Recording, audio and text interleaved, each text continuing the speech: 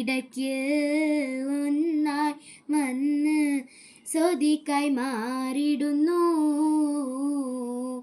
പൂമരങ്ങൾ വരി വരി വരിയായി കായ്ക്കുന്ന മരങ്ങൾ നിര നിര നിരയായി ഒട്ടിട വീട്ടുയരത്തിൽ നിൽക്കുന്ന മരത്തിലായി കളിച്ചിടുന്നു. പച്ചില മുഴുവൻ കഴിച്ചവരൊന്നായി പരസ്പര സ്നേഹത്തിൽ കഴിച്ചതും ഇവരാ.